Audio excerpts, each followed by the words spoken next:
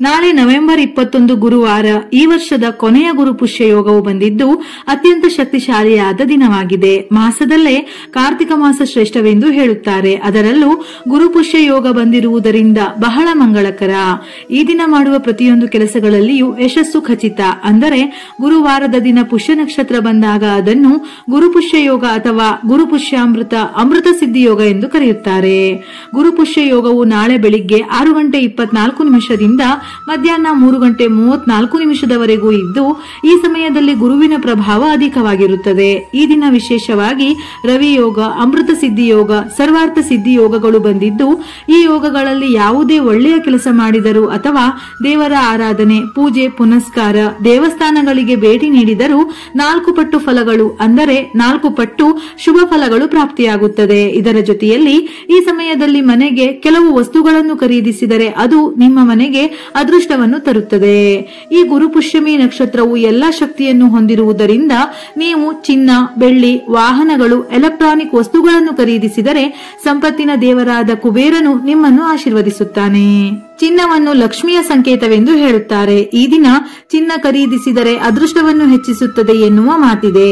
ಒಂದು ವೇಳೆ ಚಿನ್ನವನ್ನು ಖರೀದಿಸಲು ಸಾಧ್ಯವಾಗದೇ ಇರುವವರು ನಾಳೆ ಬೆಳಿಗ್ಗೆ 6:03 ಒಳಗೆ ಅರಿಶಿನವನ್ನು ತಪ್ಪದೆ ಖರೀದಿ ಮಾಡಿ. ಅರಿಶಿನವು ಧನಲಕ್ಷ್ಮಿಯನ್ನು ಆಕರ್ಷಿಸುತ್ತದೆ.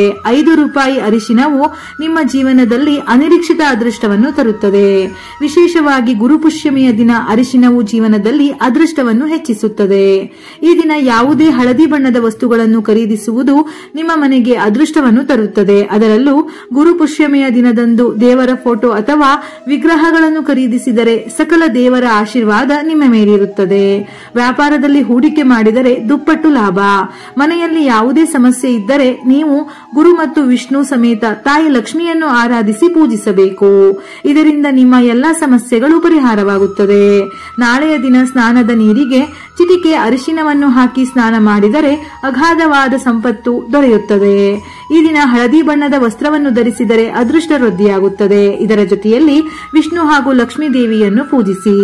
ಈ ದಿನ ಹಸುವಿಗೆ ಆಹಾರವನ್ನು ನೀಡಿದರೆ ಅಥವಾ ಹಸಿರು ಹುಲ್ಲು, ಗೋಗ್ರಾಸ ಇವುಗಳನ್ನು ನೀಡಿದರೆ ಋಣಭಾರದ ಸಮಸ್ಯೆಗಳು ಯಾವುದೇ ಇದ್ದರೂ ಪರಿಹಾರವಾಗುತ್ತದೆ. ಇದು ಸಾಧ್ಯವಿಲ್ಲವೆಂದಾದರೆ ಕೆಂಪು ಹಸುವಿಗೆ ಬೆಲ್ಲವನ್ನು ತಿನ್ನಿಸಿ. ಈ ದಿನ ಮನೆಯ ಹೊಸ್ತಿಲಿಗೆ ಅರಿಶಿನ ಕುಂಕುಮವನ್ನು ಹಚ್ಚಿ ಗುರುಪುಷ್ಯಮಿಯ ಸಮಯದಲ್ಲಿ ಅರಿಶಿನದಿಂದ ಸ್ವಸ್ತಿಕ ಚಿಹ್ನೆಯನ್ನು ಬರೆಯಬೇಕು.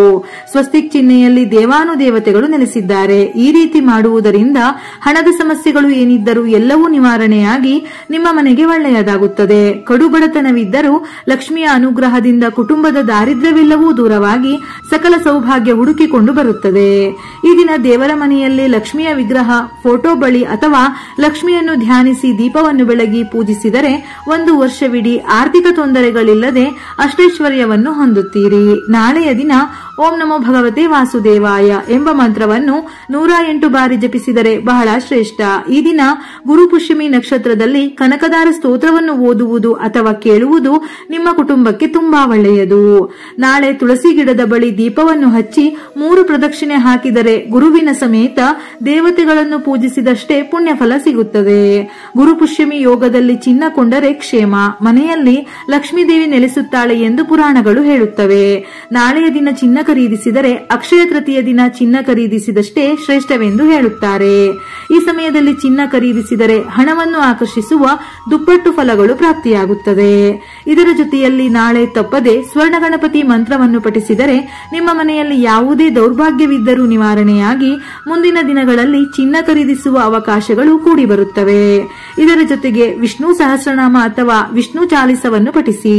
ಗುರುವಿಗೆ ಸಂಬಂಧಪಟ್ಟಂತಹ ಮಂತ್ರ, ಶ್ಲೋಕ, ಭಜನೆಗಳನ್ನು ಪಠಿಸಿದರೆ ಬಹಳ ಒಳ್ಳೆಯದು. ನಾಳೆಯ ದಿನ ಮನೆಯ ಮುಂದೆ 2 ದೀಪಗಳನ್ನು ಹಚ್ಚಿದರೆ ಲಕ್ಷ್ಮೀ ದೇವಿಯು ನಿಮ್ಮ ಮನೆಗೆ ಪ್ರವೇಶಿಸುತ್ತಾಳೆ. ಈ ಗುರುಪುಷ್ಯಮಿ ದಿನ ಅಮೃತ ಯೋಗವು ರೂಪುಗೊಳ್ಳುತ್ತದೆ. ಈ ಸಮಯದಲ್ಲಿ ಯಾವುದೇ ಕೆಲಸವನ್ನು ಪ್ರಾರಂಭಿಸಿದರೂ ಅದರ ಫಲವು ಶಾಶ್ವತವಾಗಿರುತ್ತದೆ.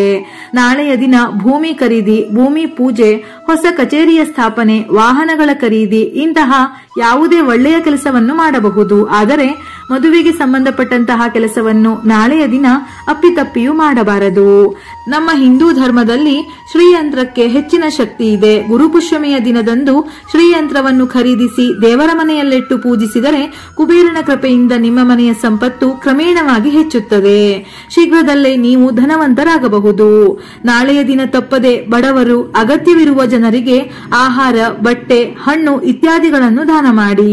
ನಾಳೆಯ ದಿನ ತಪ್ಪದೆ ಗುರುವಿನ ಮಂದಿರ ಅಥವಾ ರಾಘವೇಂದ್ರ ಸ್ವಾಮಿ ಮಠ, ಸಾಯಿಬಾಬಾ ದೇವಸ್ಥಾನ ಹೀಗೆ ಗುರುವಿಗೆ ಸಂಬಂಧಪಟ್ಟ ಸ್ಥಳಗಳಿಗೆ ಅಥವಾ ಲಕ್ಷ್ಮೀ ದೇವಸ್ಥಾನಕ್ಕೆ ಹೋಗಿ ಭೇಟಿ ನೀಡಿ ನಿಮ್ಮ ಕೈಲಾದಷ್ಟು ಪ್ರದಕ್ಷಿಣೆ ಹಾಕಿದರೂ ಬಹಳ ಶ್ರೇಷ್ಠ. ವಿಡಿಯೋ ಇಷ್ಟ ಆಗಿದ್ದಲ್ಲಿ ಮರೆಯದೆ ಲೈಕ್ ಮಾಡಿ.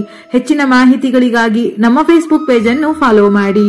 ಇದೇ ರೀತಿಯ ಮನಮುಟ್ಟುವ ಉಪಯುಕ್ತ ಮಾಹಿತಿಗಳಿಗಾಗಿ ಮತ್ತೆ ಭೇಟಿಯಾಗೋಣ.